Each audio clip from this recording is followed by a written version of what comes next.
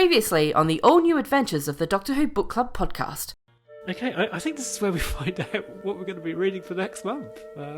It is, and it was a surprise to me as well. Do a fifth Doctor pick. Right, guess out of the way. Yeah, why not? And hey, let's stick with the past Doctor adventure range as well. Okay. So I randomly picked for December Deep Blue by Mark Morris. Ooh, okay. Which features Tegan, Turlough, and a few surprises. Mm. So I was thinking blue, winter, cold, and that's as far as I got, and who knows, it'll probably be set at a warm tropical location. and feature the plague, I'm sure. Yes, yeah. And now our story continues.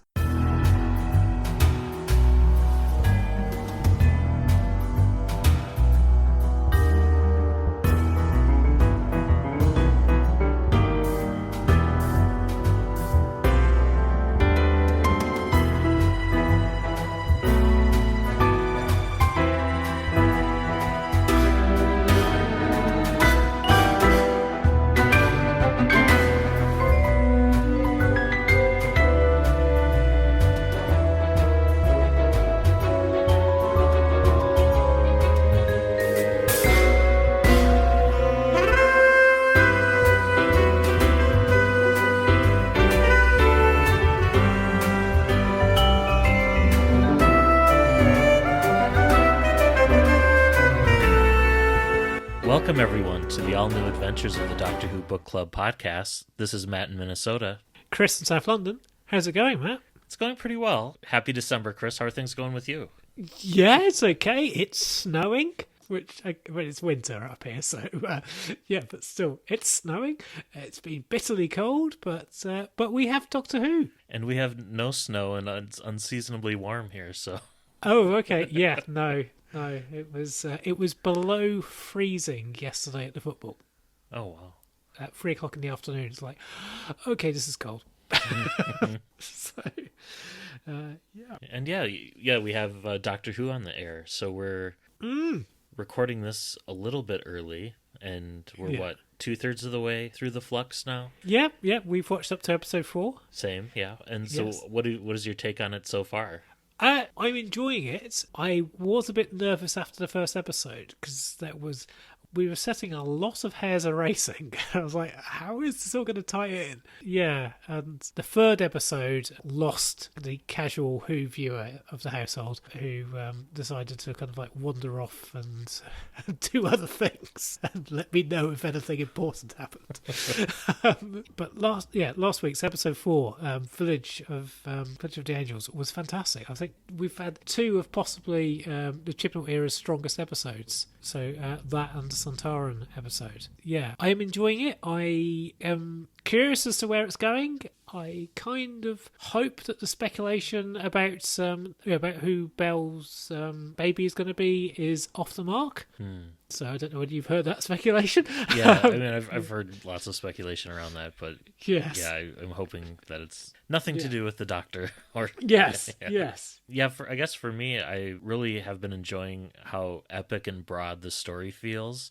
It feels like Chibnall's dusted off a draft of a new adventure that he found like in the back of his attic, and he's been adapting it. Yeah, it feels more cinematic than episodic television, and I'm just really impressed that they shot all this during the pandemic and through various lockdowns and stuff, as it doesn't show at all. They've been really clever in that regard.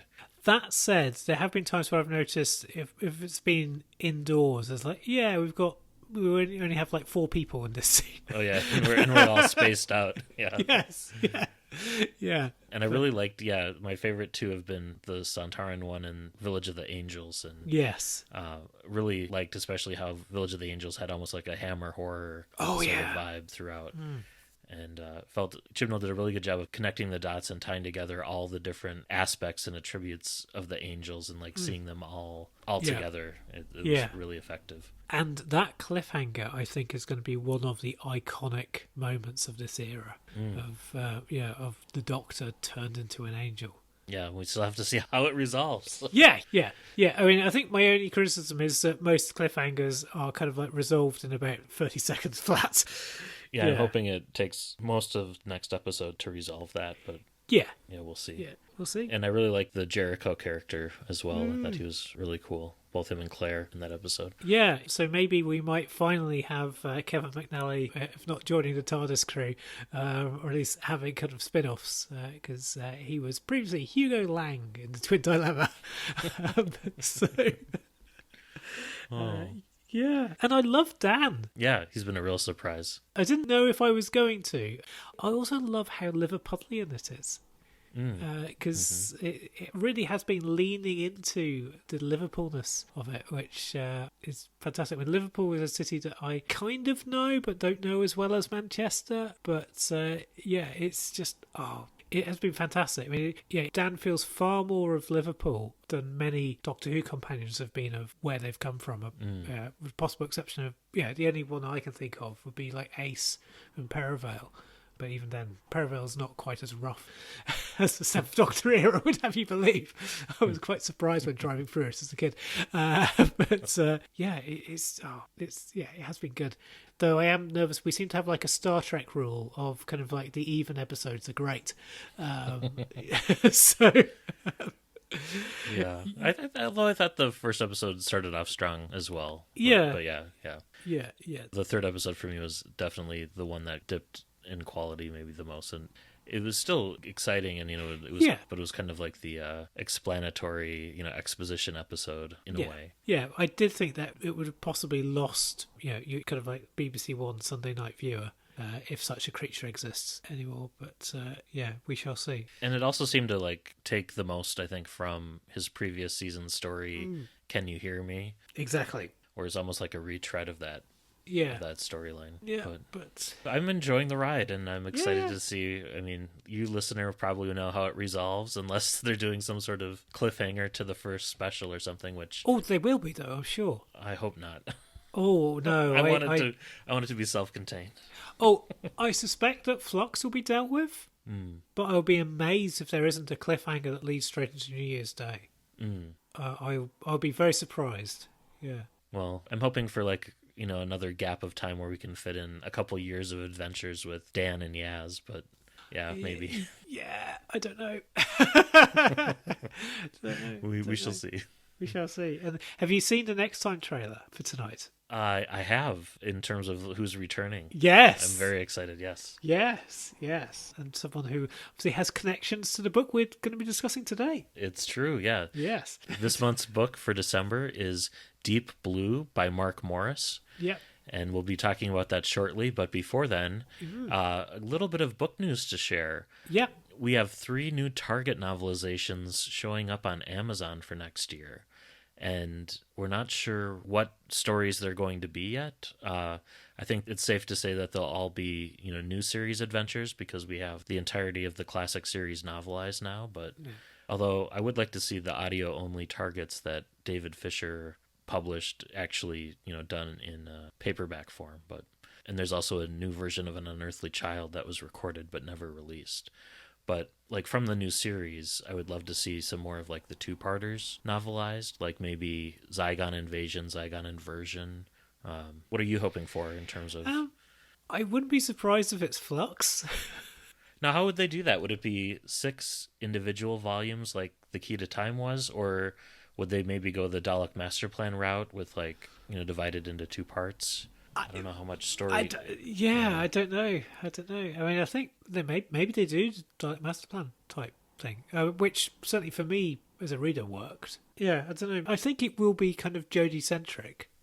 I hope so. Yeah, because she probably has the fewest novels to date. Yeah. And then a couple of other books that have been announced. There's a short history of everyone, which I'm not sure what that's gonna. It sounds kind of nonfiction. And then Paul Mars has been announced as writing Return of Robin Hood. Ooh.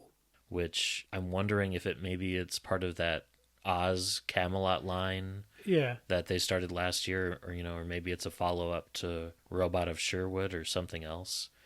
And apparently there's a Treasure Island theme Doctor Who book coming as well. Okay. So... Okay. like a Doctor Who in the classics sort of. Yeah. Not sure what they're going for. It's Paul Mars, so I'm sure it'll be very enjoyable. Oh yeah, I'm on board for that for sure. I'm just questioning the larger range theme idea, I guess. Yeah. I don't know. My initial thought would be that if it was any other author, I would kind of think, it'll probably be a sequel to Robot of Sherwood. It will go off in some very unexpected way, and there'll be a talking teddy bear.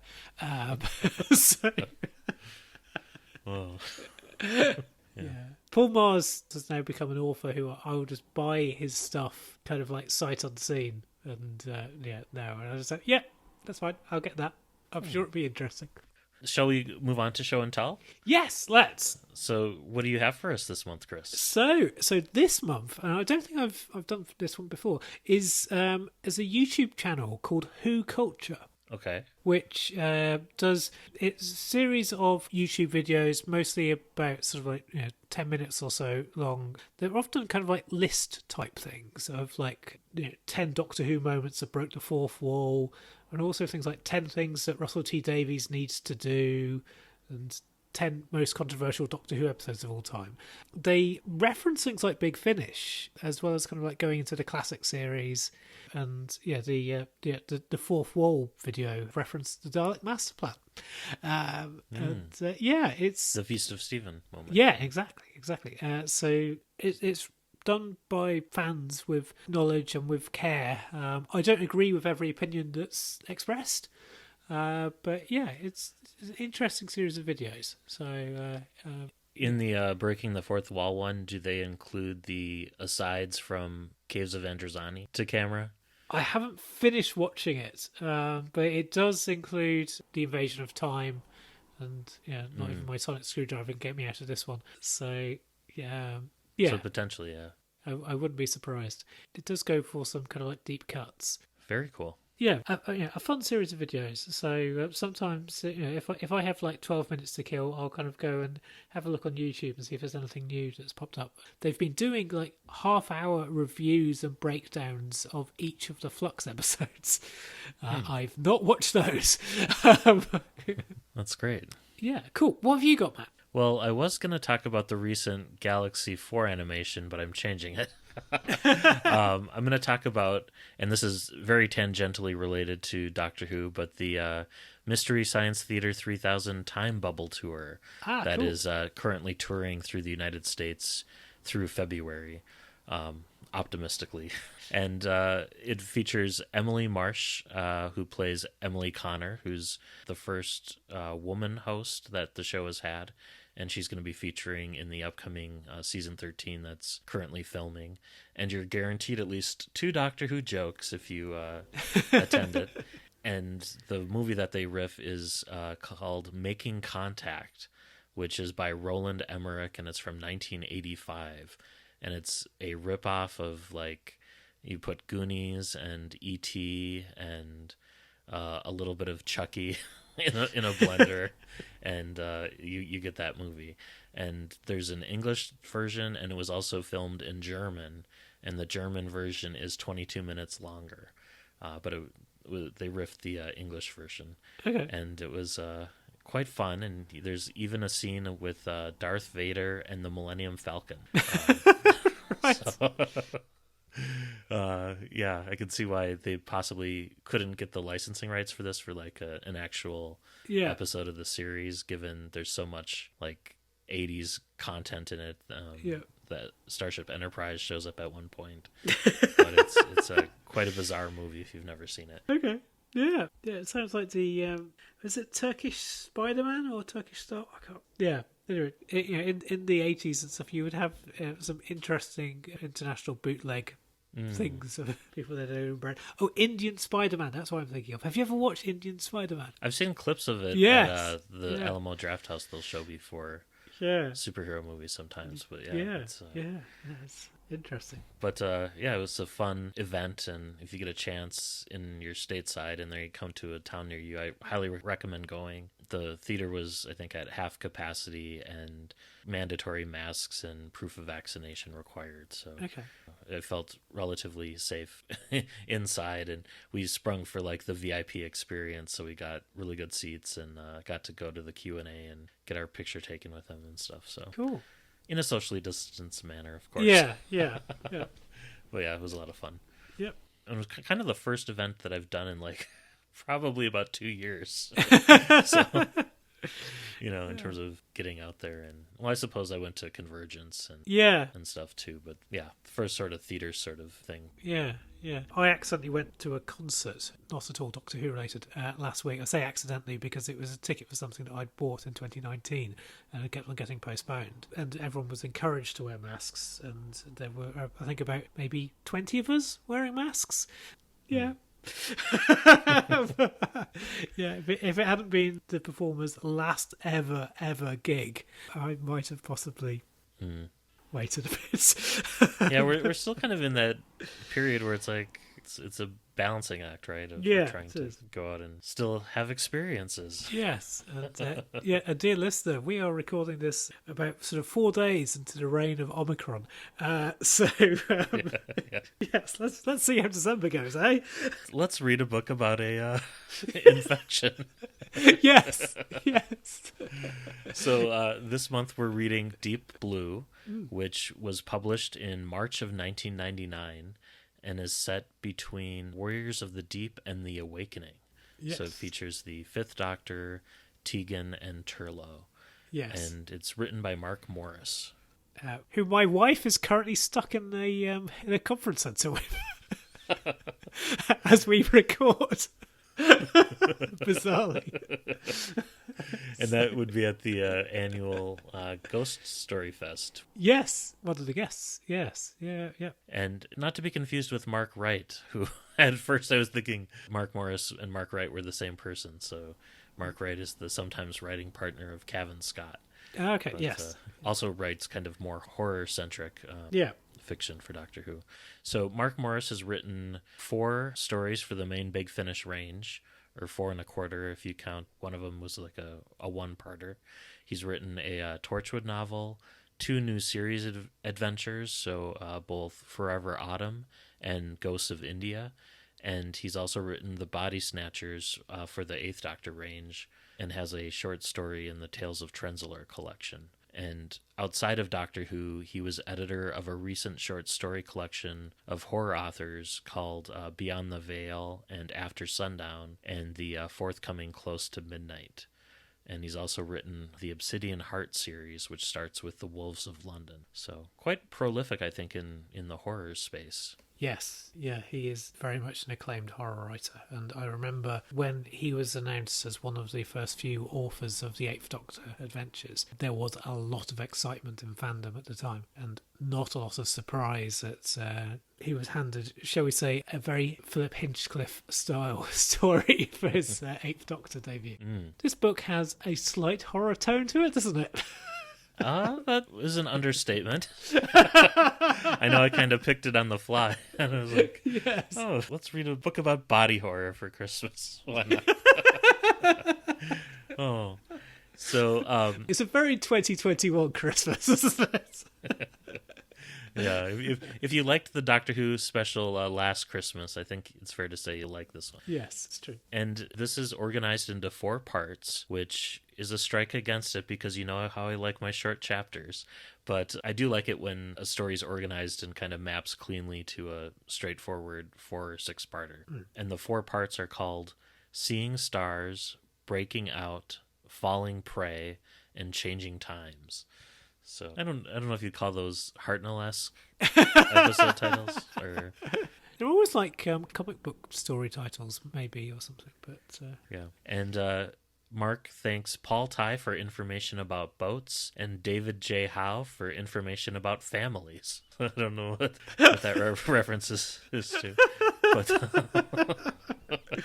yeah. And he dedicates the book to Kevin Mullins, a great friend who was there at the beginning and who has shared so much of the magic. So shall we begin? Yeah, why don't you go ahead and kick us off? Right, so let's encounter guest star number 1 right at the get-go, because, dear listener, Mike Yates is here. Somewhat surprisingly in a Fifth Doctor book. So Captain Mike Yates has been given light duties because he's been recovering from the events of the Green Death. One of his missions sends him to the coastal village of Tabor Sands, which I think the book kind of suggests it's in Sussex. Kind of has a Blackpool vibe, doesn't it? In terms of like a fun fair and... Yeah, but also you do have a few southern coastal towns that are a bit like that. So Brighton a little bit, Hastings. It's more down at heel than Brighton. In the words of a Manchester singer, it's a seaside town they forgot to close down. So there are lots of places like this all along the south coast. And in terms of the unit dating controversy, I think is clearly early 70s, right? In terms of fashions. And... Yeah, I mean, I think at one point Tegan says in the book, it's definitely the 70s. So Tegan is addressing the... Yeah, it says it's the 70s, all right? So, so Tegan is addressing the unit controversy head on. And this is kind of set in between seasons 10 and 11. So like you mentioned, about 6 months after the events of the Green Death. Yeah. But I think before Sarah Jane arrives, because there's no mention of her. So it's the April Walker era, as it were. And the third Doctor is off kind of on solo trips and stuff, so he's not around. No. I mean, he would often be off Earth, and that would let the BBC books do interesting things in unit time. So Mike Yates has been sent to Tabor Sands to investigate a lighthouse keeper's report of a light falling into the sea. And apparently he's had quite a few of these kind of like investigations, and most have been wild goose chases, and he's expecting much the same with this. With the light coming down by the lighthouse at the beginning, it very much reminded me of Horror of Fang Rock, so very appropriate. Yes, and he finds the lighthouse keeper to be an unreliable witness. However, there's been a few weirdly violent incidents in the town recently, and he checks into a bed and breakfast, and then Yates notices there's a commotion happening over at the docks as the fishing vessel Papillon has just come into port with its crew dead. And one of the crew members apparently has torn all of his crewmates apart with his bare hands. And like most of these are all from the same family as well, so it's really quite grim. Yeah, and there's a lot of gory details. So if you're into that from a horror perspective, this is the book for you. And I do like how Mark Morris, I mean, some of the ancillary characters, like the woman who runs the boarding house that Mike Yates is staying at, she's very strict, and some of the characters come across as archetypes of, long forgotten seaside town. Oh, yeah. Yeah, this is a hard-hitting documentary about what it's like to go to a Sussex coastal town. So my dad used to frequently go to Hastings, and sometimes I would kind of come along, and this reminds me of Hastings to the extent that I wouldn't be at all surprised if Mark Morris is from Sussex. But yes, though Hastings doesn't have the whole fun fairy type thing. Maybe it's Eastbourne. So, following the events of Warriors of the Deep, the TARDIS arrives in Tabor Sands, which is this coastal town, where the Doctor promises Tegan and Turlough the chance to relax and unwind and just enjoy life. But, because this is a very traumatic time for especially Tegan, where just the body count of her adventures with the Doctor has been piling up, and she's very much reaching her breaking point. Yes. And so the Doctor receives like a telepathic impression of alien evil lurking nearby. So he quickly realizes something is afoot, but does not decide to warn Tegan or Turlough yet about this. So he goes off to investigate on his own. And then Tegan becomes irritated when she realizes that the Doctor's hiding something from her. And she decides, you know what, I'm going to go get a glass of white wine at her local pub. What's the pub called? The pub is called the Captain Cook. Yes. Captain Cook, dear listener, is the British sailor who is acclaimed to have discovered Australia. A, didn't discover it. B, not a captain. But other than that... And then Tegan proceeds to get hit on by a bunch of violent local thugs. And then an off-duty policeman who seems to have wandered in from, like, life on Mars rescues her from these guys. Although she was kind of holding her own, too. She was, but they seem to have that, like, violent streak in them that is affecting some of the folks in the town. And this guy's name is policeman Andy Weathers. And Andy and Tegan hit it off and agree to meet next morning for a picnic at the beach. And then meanwhile, the Maybury family arrives in town for a holiday. And you've got unemployed father Tony, his wife Imogen, and they're fighting. And their daughter Charlotte, who may or may not be pregnant. And then their son Chris. So you have this kind of family introduced with all these inner dynamics and kind of fighting and sniping at each other. And the mom and dad, Tony and Imogen, finally start fighting. Tony storms off to go have some fish and chips by himself while their son, Chris, who's kind of this emo kid, heads off to the fun fair to get as far away from his family as possible. If in modern times you'd have the kids on their smartphones. Yeah. So the doctor notices the commotion at the docks that Mike Yates has gone to investigate, and he uses his unit credentials to get in because like psychic paper isn't really a Fifth Doctor thing, and he realizes that Mike's there and contacts him, and Mike is somewhat surprised by the Doctor's change of face, though he has heard that this can happen to the Doctor.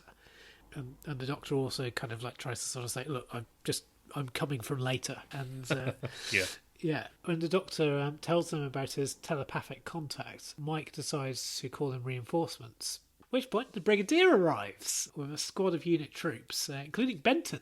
So they all establish themselves at the local naval base. And I felt they arrived really quickly. Like they were... like Mike calls them in and then it's like they show up almost immediately. Yeah, so maybe probably an hour and a half or so's drive from London. And okay. Yeah, so it's not... The same day they could do it, yeah. Oh, yeah, very easily. Yeah. Okay. Yeah, and I guess, like, Eunice it's certainly Unit in the Eunice era on TV will be forever on standby for dealing with the alien invasion of the week. So, and Tegan decides to, because she's still somewhat irritated with, the Doctor and, just saying she's getting towards her wit's end, she goes off for a walk on the beach. And this is where this month's dramatic reading comes in. And this month it's read for us by Catherine Koromilas. And Catherine is an Australian actor and author. So, let's have a listen. Yeah. When the lift doors opened onto the reception area, she half expected to see the Doctor standing there, waiting for her, having beaten her to the ground floor via the stairs. When he wasn't, she felt a strange mixture of disappointment and relief. She hurried across to the main doors and out into the night.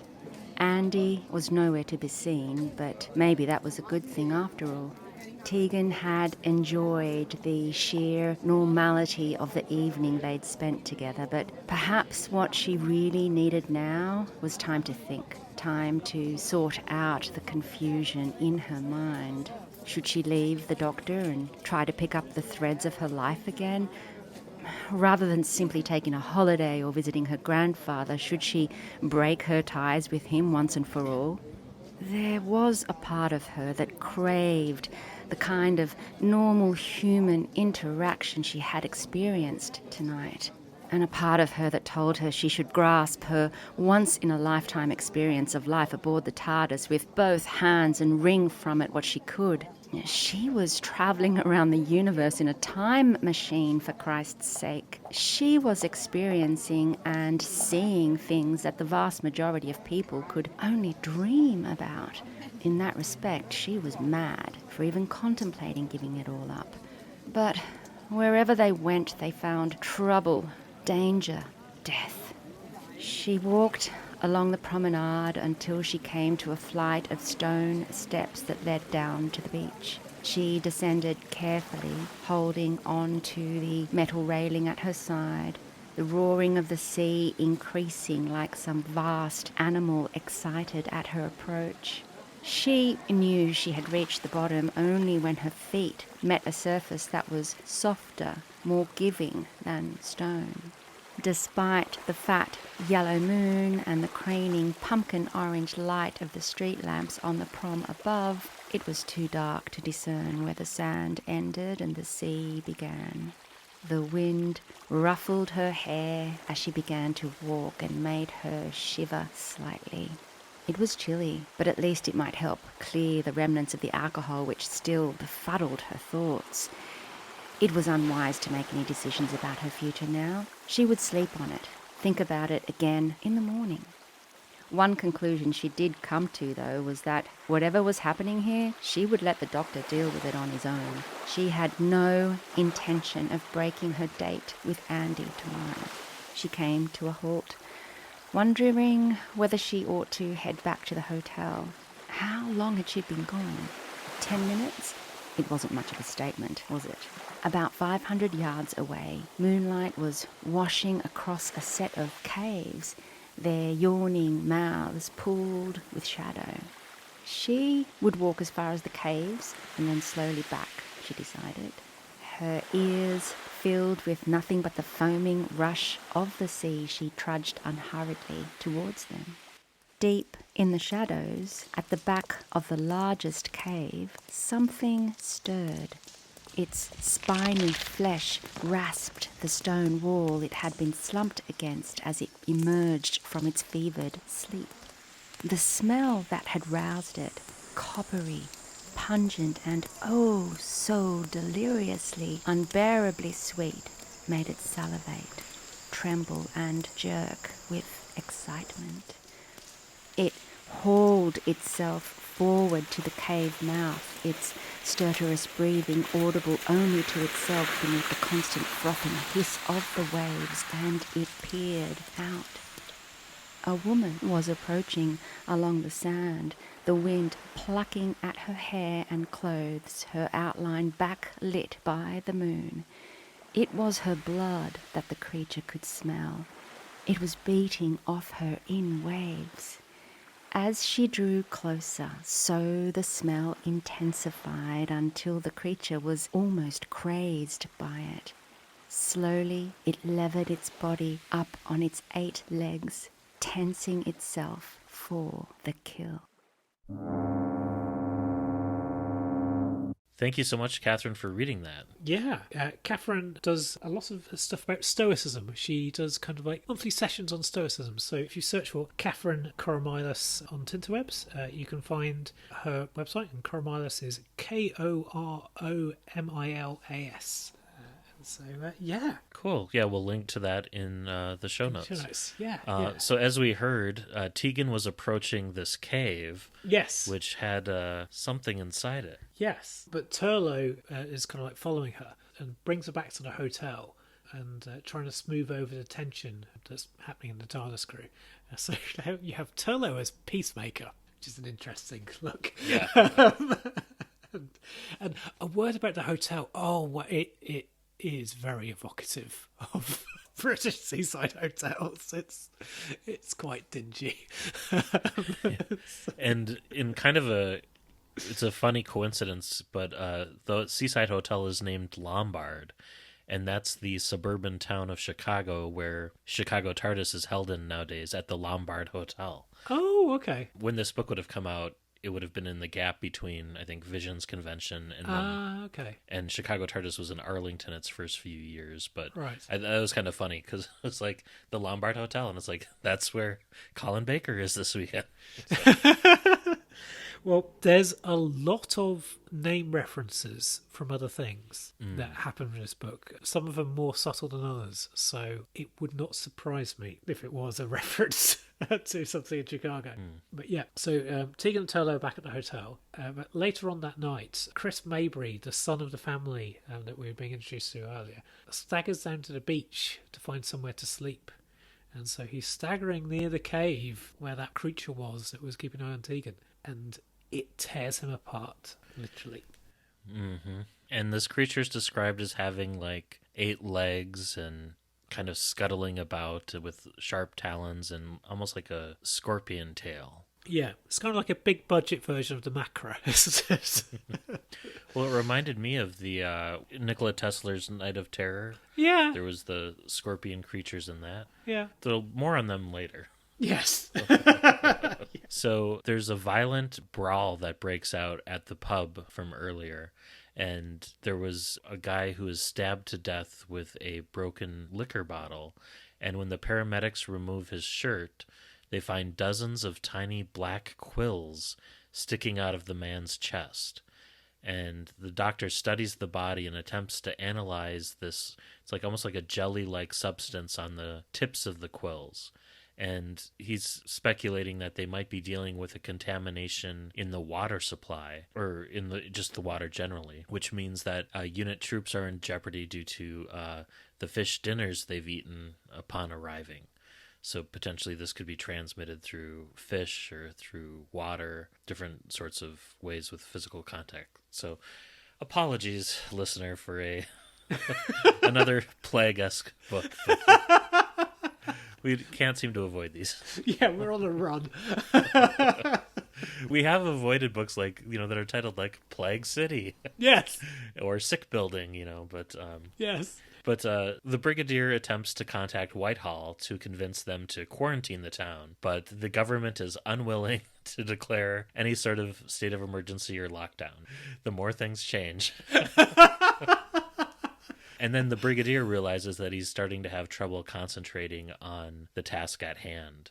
So he's starting to wonder if perhaps he might have become affected as well. Yeah. So the Doctor learns that large amounts of a jelly-like substance have been washing up on the beach for weeks. But when he analyses the TARDIS, he's unable to detect any physical characteristics of it. And he places the jelly into his iris machine on a hunch. And the iris machine, I can't remember what story is that from. Planet of the Spiders, isn't it? It's yes. Yeah. It stands for, because I had to look this up because I'm like, this has to be a reference to something. Yes. And it stands for Image Reproduction Integrating System. Right. And interestingly, the Iris entry on the TARDIS wiki does not cross-reference its appearance here in Deep Blue. Okay. So someone needs to get on that and add it to that entry. Right, fair enough. Yes, that's you told. So the Doctor pilots the TARDIS to the area where the lighthouse keeper had spotted a light plunge into the ocean. And the TARDIS arrives on a spaceship that used to be a Morlock battlecruiser. At which point I'm going, is this a sequel to the Space Museum? And this Morlock battlecruiser now has other alien technology added to it. And Turlough is on the TARDIS as well with the Doctor, and they're attacked and nearly torn apart by these kind of like vicious alien creatures. And the Doctor communicates telepathically, confusing them just long enough for both he and Turlough to kind of like reach safety in the TARDIS. And if this had just been the Morax generally, I think Turlough would have had no problem fitting in because he has the same kind of crazy vertical eyebrows that they had. Yes. Yeah. But yeah, it's already been taken over by these spidery creatures. Yes. And when into the TARDIS, he identifies these spidery creatures as being the Zaramphi, vicious killers whose homeworld was destroyed by the Zygons. So, kind of book that if you're playing a drinking game for continuity references, there's a lot. But most of them are ones that you don't... It's just there as just like little background texture, isn't it? So the Zaramphi secrete their knowledge and memory in physical form in order to create a kind of super intelligent hive queen. And it's this knowledge and memory secretion thing that's been washing up on the beach. And what's it doing? It's transforming the people of Tabor Sands into Zaramphi hybrids. Oh, that's such a cool idea. Yeah, and it's very kind of visceral with because these people get these almost like hunchbacks, and then like their skin starts itching and they break out in these hives, and then their back explodes and unfurls additional like spider legs, and then so you have like spider creatures start walking around, and it's very creepy. Yeah, it's full on body horror. Just thinking about it, because you'll know more about this than I, but am I right in thinking that the Borg originally were going to be kind of like insect-type creatures? They were, yeah. Yeah. So, yeah, like if you're using the original kind of concept design of the Borg, they're very similar to the Zoranthi. Yeah. Yeah. And they also reminded me a little bit of, just physically, I think it was the creature that Mark Gatiss turns into in the Lazarus Experiment. Yes. And then in terms of like their acquisition of technology and traits from other races, that reminded me of the Krillitanes from School Reunion and kind of how those aliens would later function. Yeah. So you've got all this goo washing up on the sea, and of course Tegan and her new PC boyfriend Andy decide to go sunbathing and swimming, and they stop for picnic supplies at the supermarket, where Andy starts to feel ill and collapses. And Tegan manages to get him home to rest, and so her date's been canceled. But once she returns to the hotel, the doctor is forced to admit to her that something strange is happening here, and it's not, the seaside vacation that she was promised. And realizing that this means Andy was probably infected, she tries to call him, but he's no longer answering his phone. Meanwhile, at the same time, a Zoranthi hybrid emerges from the caves on the beach, where 2 additional vacationers are wandering, and we get a bit of backstory about them before it kills both of them. On that, the names of these people, Terry and June. So Terry and June are a very famous sitcom couple from the 70s. I was wondering if there were a reference to something. Yes, Okay. yeah, and so you have Terry and June, and they get brutally killed. And I'm also slightly snapped out of it because I'm just kind of going, what? Random cameo. Yeah. Yes. Yeah, I don't think it's supposed to be those characters, but it does feel like it's a bit of a nod and a wink to the audience. But we also find out about how their children will be waiting for them at home, and we'll never find out what happened to them. It's like Yeah. So then this Zoranthi hybrid kills Terry and June, and then scuttles off towards the fun fair when the unit soldiers pull up and start chasing it. And Charlotte, who is a member of this family from earlier, had just identified her brother's body, or what was left of it, at the morgue. And when she returns to the boarding house to tell her father what had happened, Mike Yates accompanies her and finds that her father, Tony, has been transforming into an alien monster, and he's viciously attacks both of Mike and Charlotte, and then Mike's forced to shoot Charlotte's father in his head. As his jaws are like snapping at her. And then Charlotte and Imogen, Charlotte's mom, are taken to the hospital. And at some point, Charlotte, I think, conducts a pregnancy test, and she realizes that, yes, she is pregnant. Yeah. So she has that to consider and deal with, and she's trying not to let her mom find out about that. And so they get escorted off to like the nearby hospital.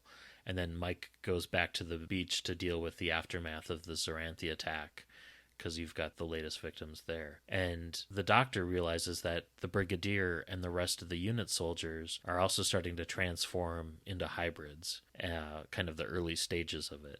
So the doctor takes the unit soldiers to the fun fair to confront the original hybrid on the beach, hoping that he can still reverse the change if he's able to communicate with the Zoranthi Queen, using this hybrid as like a conduit. Yeah, and so this hybrid hides in the ghost train because clearly the original human of it liked horror movies. And so the unit troops enter from both sides, hoping to trap it. But they're having trouble concentrating because as they're changing into Zoranthi themselves gradually, like their aggression's increasing. But when they stumble across the Zoranthi, they instinctively open fire on it. And the doctor's trying to calm everything down. He's trying to communicate to Zoranthi. But Mike, once he's heard the gunfire, rushes into the ghost train. And he sees the Zoranthi towering over the doctor and shoots it. And so the Zoranthi, as it dies, the Zoranthi stabs the doctor with its stinger, infecting it. And the doctor passes out. And he was kind of stabbed in the shoulder, right? Yeah. In terms of, where on his, Yeah, and now various kind of like hybrids are coming out into the open and marching on the fun fair. And so like Turlough is out and about and sees all this, panics, and flees back to the hotel, only to find that Zoranthi hybrids are roaming the streets of Tabor Sands, killing everyone they encounter. So Turlough's having a very bad day. Yeah, that was quite the sequence. Both both in the ghost train. It was very much felt like a horror kind of set piece, and then Turlough's reaction later and running to the hotel and having to hit a few in the head with a frying pan as he barricading himself. Bit like Dan. Yeah. Dan with the wok in That's Flux. right. Yes. Yeah.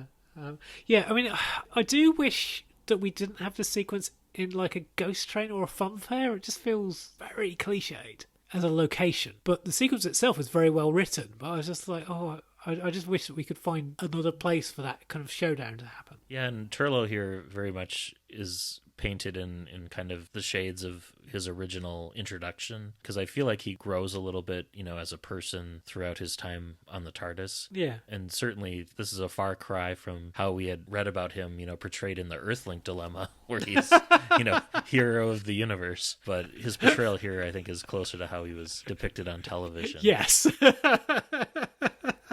Yeah, the Earthlink dilemma, I think, yes, that was a bit of a fever dream, wasn't it? And, when the Doctor encounters Unit and the other soldiers and meets the Brigadier, that I felt like the book glossed over that a little bit. But when Mike meets the Doctor, he goes through all of that. But the Brigadier very much kind of takes it in stride. Yeah. So I wonder if this is like, well, no, I suppose this isn't post Five Doctors for no the Brigadier, because he doesn't recognize Tegan, right? Yeah, well, and also, isn't the Five Doctors set after Mordred Undead? I don't. Yeah, it's all a mess, isn't it?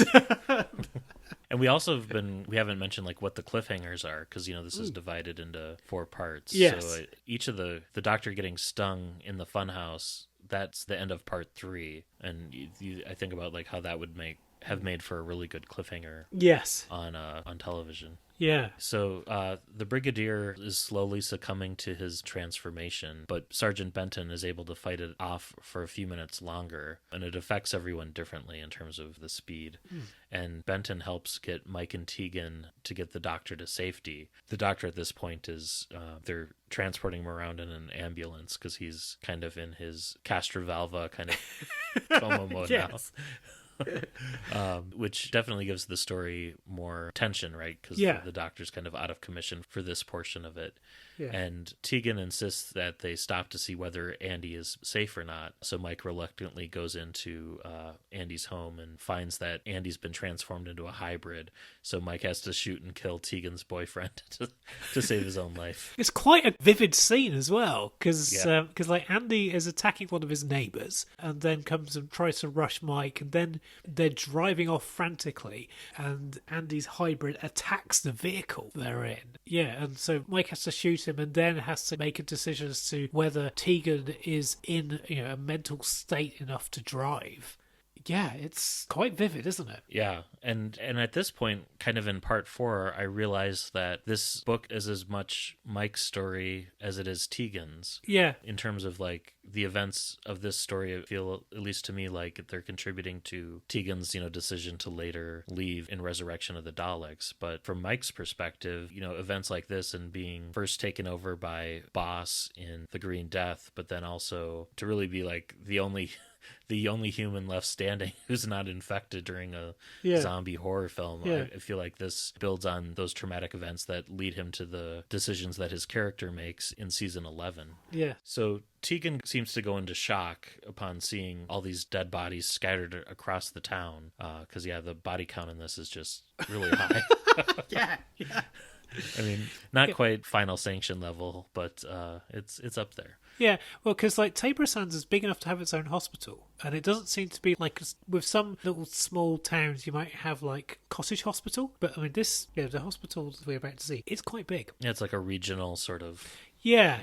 So I would think there'd be probably like 100,000 people living in Tabor Sands. Yeah. Yeah, most of them are dying right now. Yeah, it's pretty bad. Yes.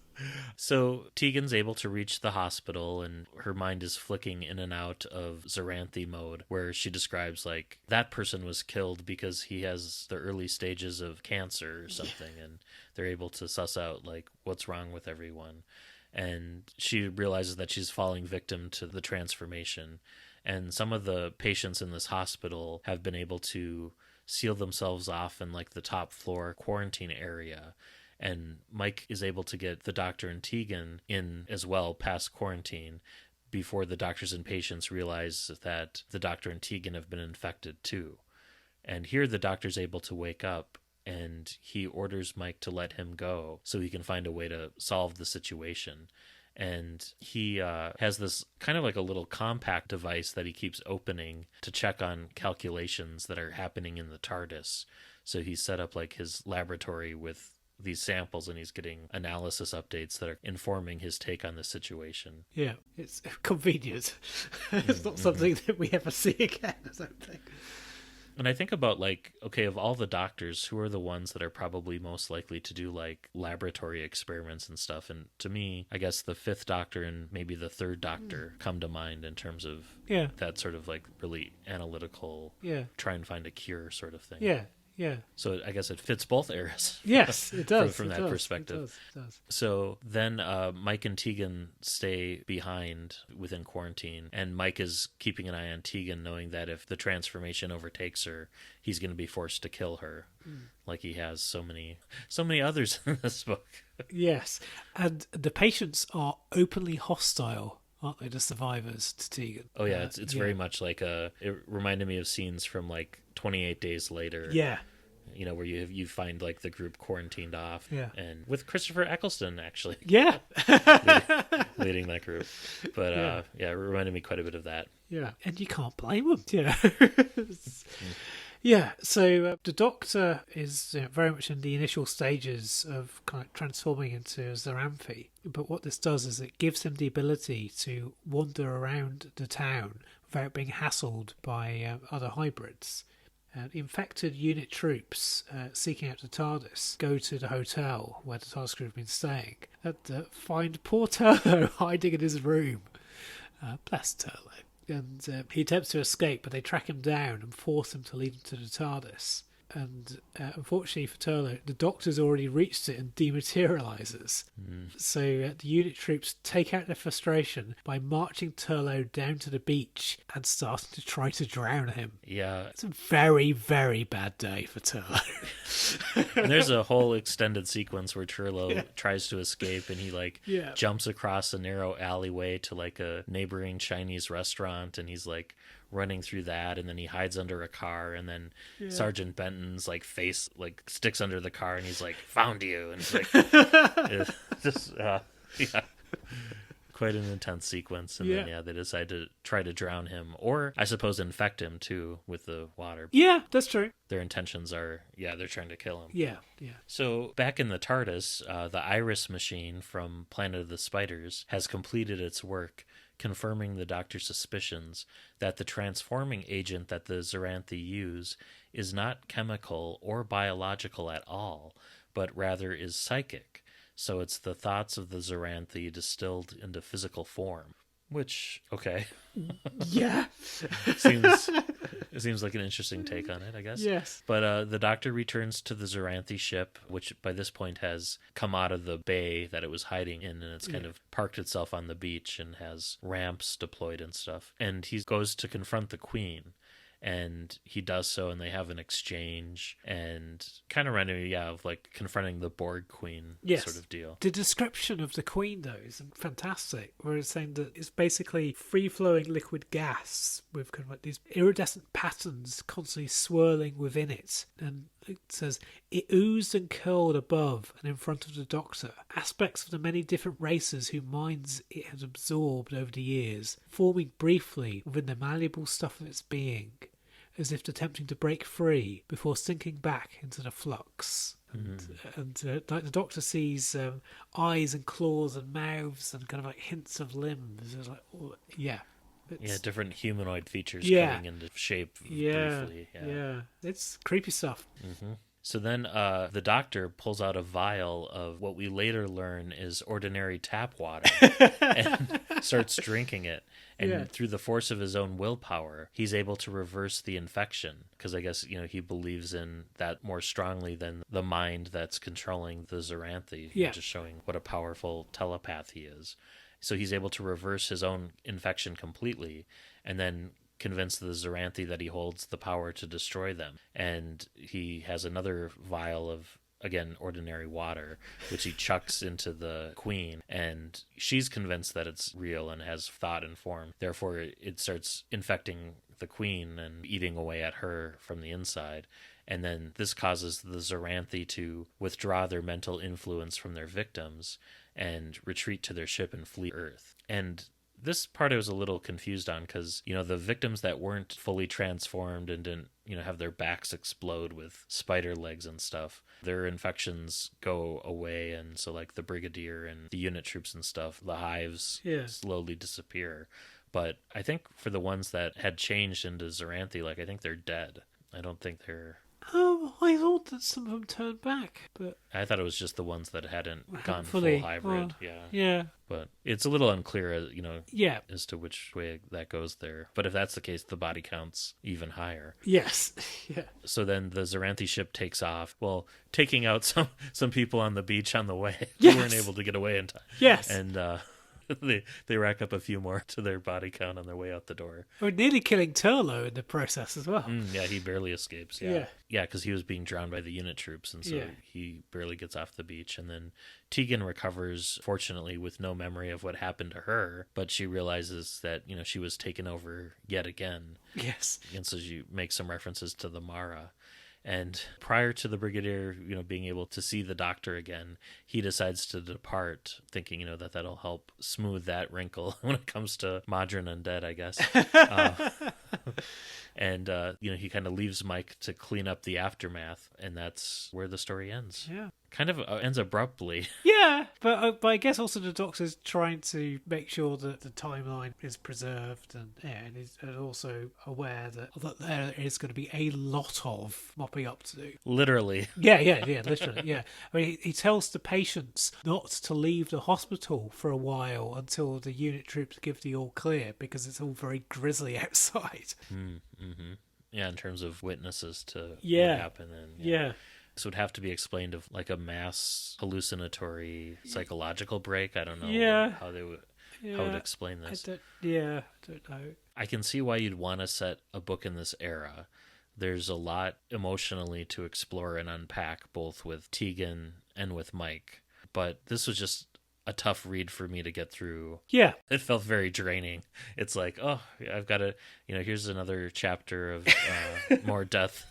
Yeah. And, visceral organs and all sorts of it's just I'm not a horror fan at all, so I was like, well, this is what happens when I pick a book randomly, I guess.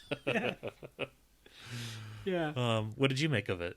Yeah, I really enjoyed this, I have to say. I mean, I think partly it's because I know the kind of towns like Tabor Sands.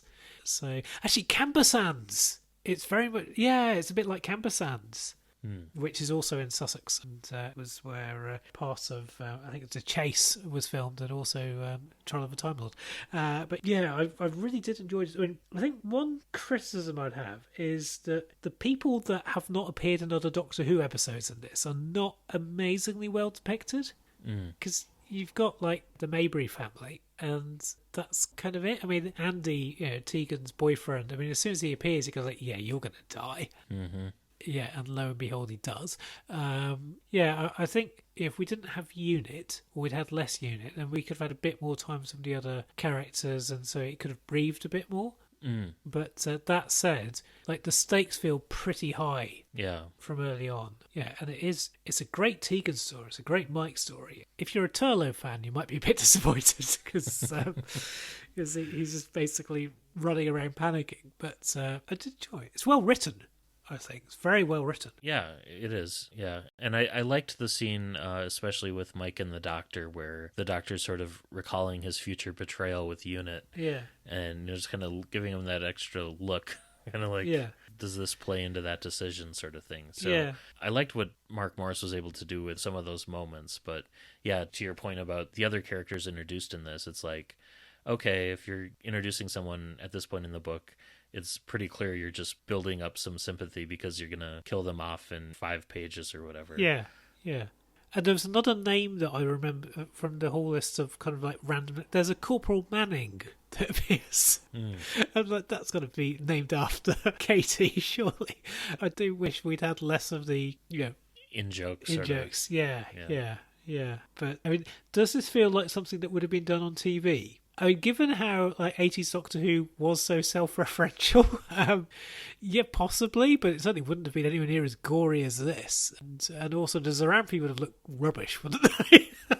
Yeah, this feels more like a big budget horror movie. Yes. Sort of Yeah. take on it. But I suppose if you're a fan of like that Eric Sayward era of very violent things happening to the companions in the TARDIS crew, then in that sense it really does fit into the era. Yeah. Quite a bit. Yeah. It does also make you think, well, why on earth is Tegan still travelling? Turlough doesn't have anywhere to go to, but Tegan, bless her. Gosh.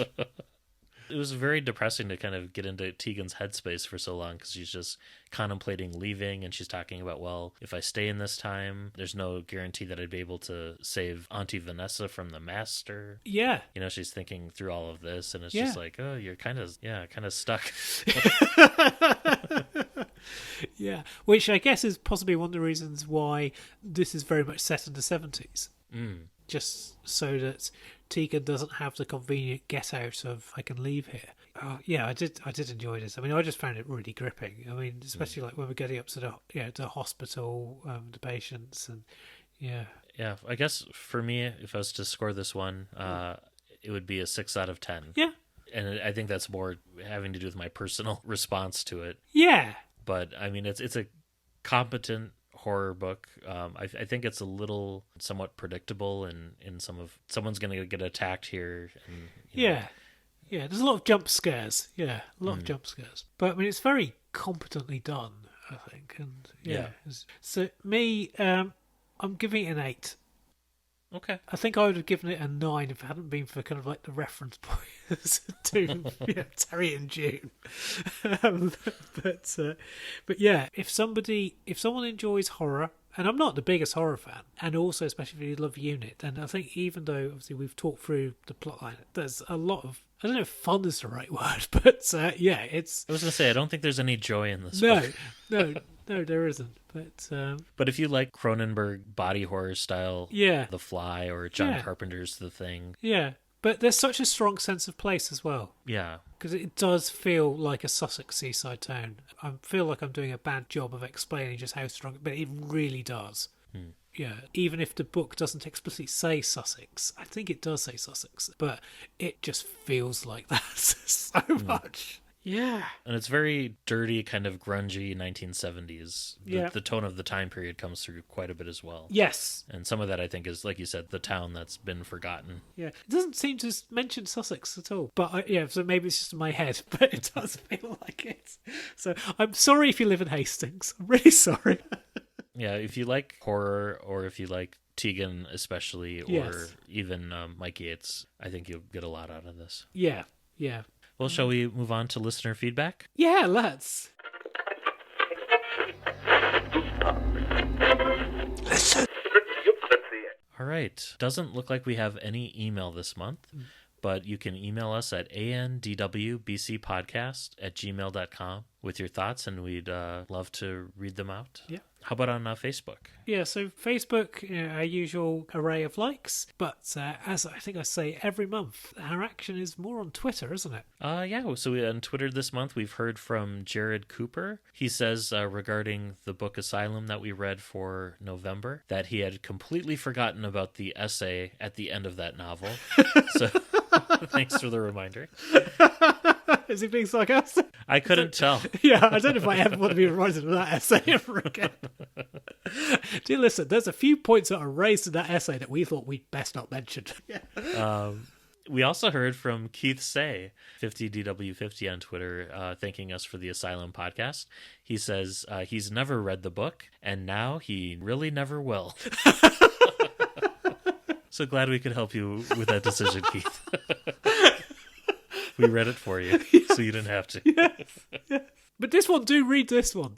This one's good. Your mileage may vary, as you see, but yes. I was going to say, if you don't like horror, then you may want to steer clear. Okay. But otherwise, yeah. So I think, Chris, this brings us to what we're going to be reading for January. Yes! Hopefully you've put in more thought and care into this pick than I did with this month's selection. Yeah, so for January, I wanted to do another Clash of Eras, because we've had 2 of those, so let's make a hat trick of them. So let's experience classic of the 80s, but also with a smattering of the new. Matt, we're going to experience what it's like At Childhood's End. Really? Yes, really. Wow. So, 13th Doctor Yeah. and a special guest star. And the book is written by Sophie Aldred, which may give you a hint as to who the special guest star is. Oh, this is fantastic. Yes. And I'm hopeful that this could be a potential pilot for Russell T Davies bringing back like the Ace Adventures, similar to the Sarah Jane Adventures or something. Yeah, possibly so. And quite how this will tie in with various other previous departures from TARDIS. Before or after the Dalek War? Yes, all Ground Zero. Yes, and how many references to Hex will there be? I'm very excited. Yes. And I think there's an audiobook version of this one. I believe there is, yes. Yeah, Sophie Aldred reads the audio version. Yes. Yeah, so hopefully this will be good, and I kind of feel that, we just as we touched upon kind of like, we did a 12th Doctor book during Capaldi's sort of like last season. I think whilst, the 13th Doctor is very much ongoing, I think it's right and fair that we pay her the same tribute. I think that's a fantastic pick. So, let's hope it's good. Yeah. Well, until next month, this has been Matt in Minnesota. Chris in South London, happy reading, stay safe, and a happy Christmas to all you at home. And New Year as well. Yes.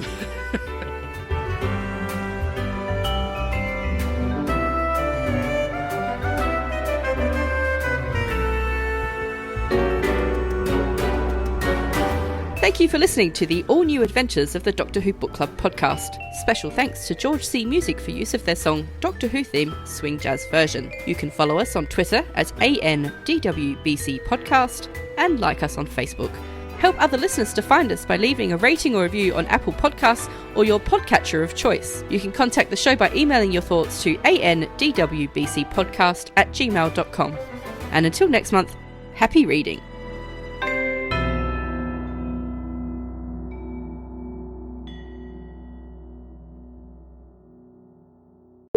Great pick. Thank you. I can't remember what you've read at Childhood's End. I've read the first third of it. Okay. And I didn't stop, nothing quality-wise. It's just one of those things where I think I was trying to read one too many Doctor Who books in a month. Yes. Yeah. But that's fantastic. Yeah, I'm very much looking forward to that. Yeah. I think that'll be a nice palate cleanser from the horror. The horror of Taper Sands, yes. I might get an interruption at one point because Lauren is stuck in Derby. And so like the plan was that she was going to go to the supermarket like first thing tomorrow to kind of like make sure that we had food for the rabbit. And we're hoping that she'll be back tomorrow. I've got some rabbit provisions coming, but because supermarkets by law have to shut by 4 o'clock on a Sunday. Oh. Yeah, it'll be arriving. I've tried to get it as late as possible, but it will probably be arriving between 4 and 5. So okay. I won't have to put anything away. I'll just need to just receive it and put it down. So Okay. I'll keep the interruption to an absolute minimum. But yeah, Lauren is due to snow and a train strike. Wow. She's stuck at a kind of conference on ghost stories being hosted by Alex, the guy from Derbyshire that did our reading for the 8th Doctor. Huh. It's in the Quad. I wonder if that's related to, there's an annual UK Ghost Story Fest in That's it. This is it. That's what Mark Morris goes to. Oh, I didn't realise Mark Morris was there. I checked out his Twitter feed, and so he's... Yeah, he's at the same conference as what Lauren's at. Yeah, wow. Small world. Yes. Wow. That's crazy. So, yeah, I'll let her know later. I've listened to it 3 times, kind of in awe, and it's like part William Shatner and part Patricia Quinn. Yes. And I think I love it. Okay, cool. Matt, we're going to go... Oh, actually, that doesn't work. Matt, we're going to experience Stabs the Doctor with its stinger. Oh, somebody at the door. Bear with me. Hiya. Cheers. Thank you very much. Groceries. Hello. Right, that's that. Okay. Marvellous. Okay, so that's the Easter egg for this month. Right.